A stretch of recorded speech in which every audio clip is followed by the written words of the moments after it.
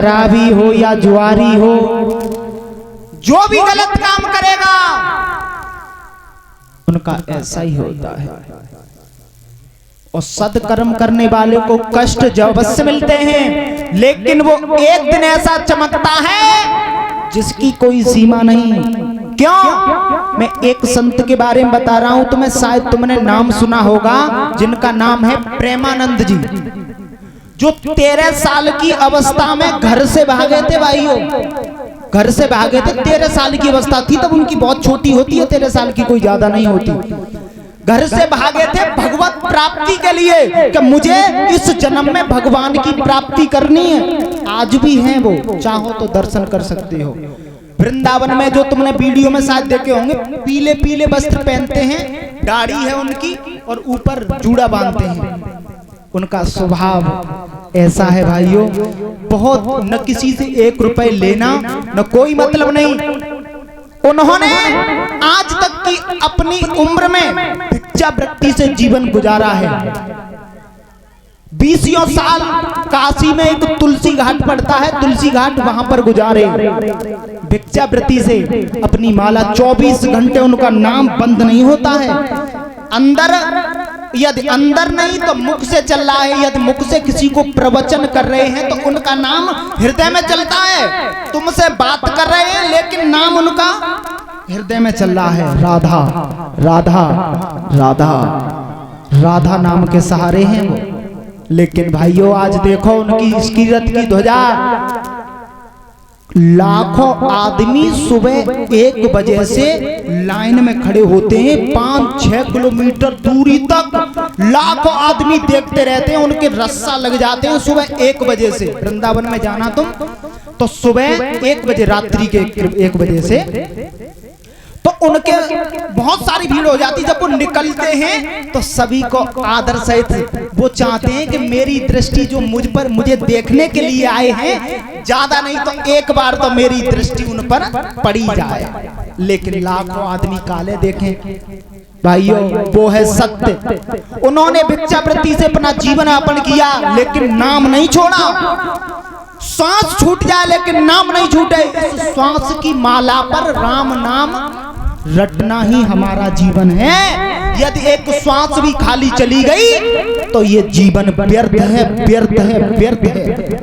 आज प्रेमानंद महाराज जी की वो यश कीरत की ध्वजा है उस वृंदावन में। भाइयों, मैं जहां तक अपनी वाणी से नहीं बता सकता, उनका चरित्र इतना पावन पवित्र है। बोलिए गोविंद भगवान की। तो किसी कवि ने लिखा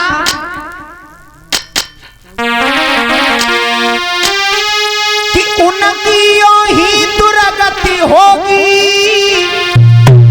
जिनकी प्यारी बेस्या होगी,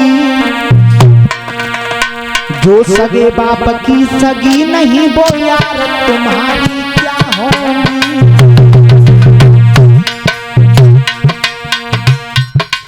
जो औरत अपने बाप भाइयों को छोड़ करके चली जाती है किसी दूसरे लफंगे के साथ में भाइयों, तो वो तुम्हारी कैसे हो सकती है, बुद्धि से विचार करना चाहिए है? मैं तुमसे प्यार करती हूँ, क्या प्यार है? किससे प्यार करती हो? मुझसे। मुझ में क्या अच्छा है? ये शरीर। शरीर क्या है? ये चमड़ा है ऊपर से। यदि ये चमड़ा उतार दिया जाए तो ये देखने लायक नहीं बचेगा, कोई देखेगा नहीं इसकी तरफ है? इसकी तरफ कोई देखेगा नहीं। आंख, तुम्हारी आंखें बड़ी अच्छी लगती हैं मुझे है? आंख सुबह सुबह देखो तो कीचड़ निकलता है इनसे, कितनी बड़ी गंदगी है। क्या अच्छा है इसमें? कुछ नहीं है भाइयों। ऊपर से ये तामल टोल है, भीतर देखो तो गंदगी भरी है। चाहे स्त्री हो चाहे पुरुष हो, ये कभी शुद्ध नहीं रहता है। एक मंत्र आता है सबसे पहले यज्ञ में, अपवित्र है पवित्रो वा सर्वावस्थांग गतोपीवा यह स्मरते पुंडरीकाक्षं सभाभांतरं शुचि पुनातो पुंडरीकाक्षं पुनातो पुंडरीकाक्षं पुनातो। ये मंत्र पढ़ते तो बहुत है, लेकिन अर्थ किसी किसी को पता है। अपवित्र है पवित्रो वा, यानी ये शरीर तो अपवित्र है ही है, लेकिन अपवित्र हो या पवित्र हो, अपवित्र है पवित्र वा सर्वावस्थांगतोपि वा, सर्वावस्था अंदर और बाहर, जो अंदर से सर्वावस्थांगतोपि वा, यह समर्थ है जब सवाभांतरम पुंडरीकाक्षम, पुंडरीकाक्षम कहते हैं नारायण जी से, भगवान का नाम है पुंडरीकाक्षम, भगवान सुने होंगे। जो पुंडरीकाक्षम भगवान का निरंतर स्मरण करता है उसका शरीर आजीवन स्वस्थ रहता है। ये उस मंत्र का मूल लक्षण है। ये तो वैसे अपवित्र है। अब लैट्रिन इस अंदर नहीं भरी है, तुम बताओ है? भरी है नहीं भरी है? तो ये ऊपर से तो चमड़ा है, इस पर क्या मरना है तो हृदय पर मरो भाइयों। दिल देखो भगवान का बड़ा नरम है।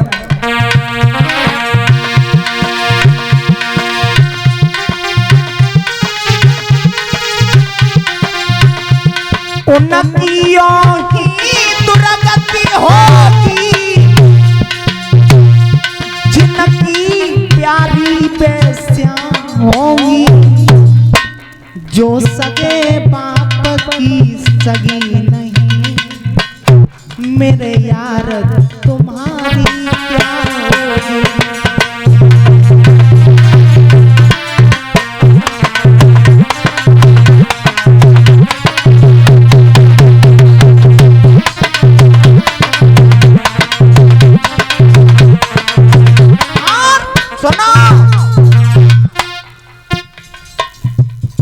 धन धर्म बुद्धि और तेज तुम्हारा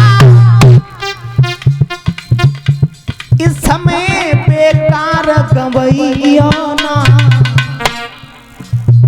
यदि दास की कही मानो भैया,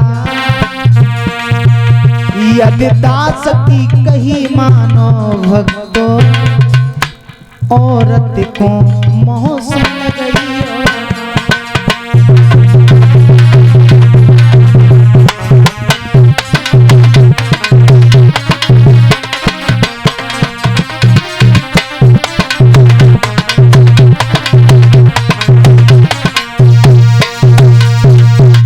यहाँ मैं अपनी नारी की बात नहीं कर रहा हूँ, पराई स्त्रियों की बात कर रहा हूँ।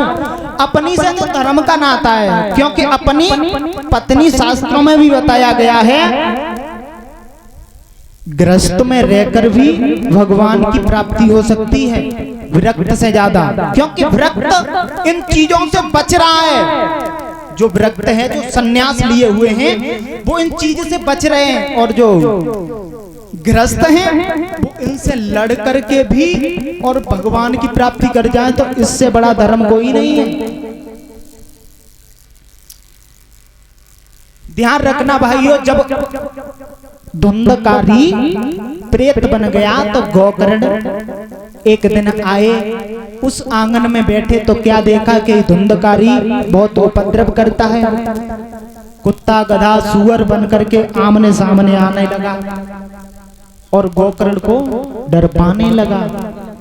जब डर पाने लगा तो उन्होंने गोकर्ण ने तौबी उठाई, जल मंत्र पढ़ करके मारा, सामने प्रकट हो गया। जवाब दिया, भैया मुझे बचा लो भैया, मेरा कोई नहीं है, मैंने सारा धन दौलत उन वेश्याओं पर लुटा दिया भैया, अब मेरा कोई नहीं है, मैं केवल तुम्हारी शरण में हूँ, तुम ही मुझे बचा सकते हो।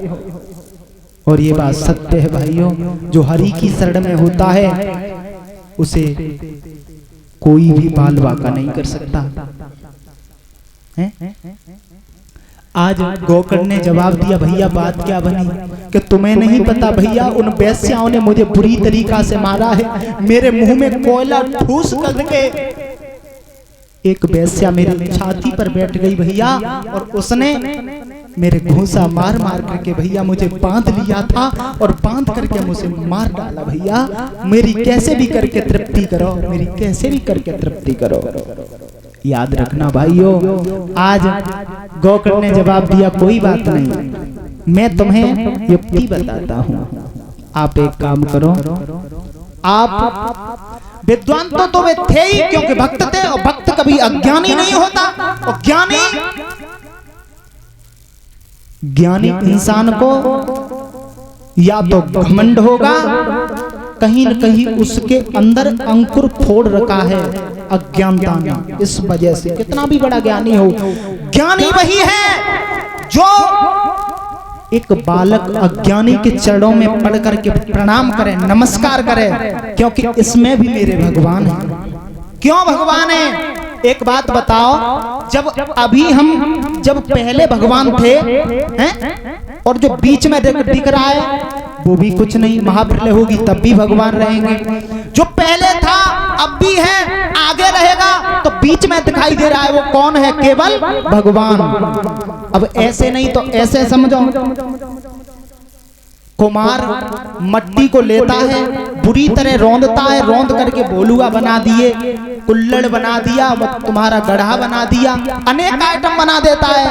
लेकिन वो जब चाहता है, जब चाहेगा तब वो उन्हें फोड़ करके फिर दोबारा मिट्टी को फोड़ करके फिर दोबारा बना सकता है, अलग अलग वो एकत्रित भी कर सकता है। अब ऐसे नहीं तो ऐसे समझो, एक सोने की ईंट ली हमने, सोने की ईंट में से एक भैया की घड़ी बनवाई, एक मैया को हार बनवाओ, एक बाबा जी की कलाव बनवाओ जो पहनते हैं सोने का है? और जब तीनों चीज लेकर के उसे कूट दिया और एकत्रित कर दिया तो क्या बची? केवल ईंट। इस ईंट में से ही सोने अनेक अंगूठी बीचिया तमाम तरह के बना सकते हो, लेकिन है तो वो सोना ही, यानी है तो वो ईंट ही सोने की। तो परमात्मा था, परमात्मा है और परमात्मा ही रहेगा। ये जो बीच में दिखाई दे रहा है, ये भला है, ये बुरा है, ये ऐसा है, ये वैसा है, ये है, ये औरत है, वो आदमी है, ये क्या है? हमारा तुम्हारा भ्रम। क्यों? क्योंकि भगवान सबके अंदर विद्यमान है, और जो भगवान को हर व्यक्ति में देखता है उसका कल्याण अवश्य है, क्योंकि उसे स्मरण होता रहता है कि हाँ, हर वस्तु में, हर वस्तु व्यक्ति स्थान में भगवान है, भगवान है। बोलिए गोविंद भगवान। एक भजन बोलते हुए उसके बाद देखते हैं आगे।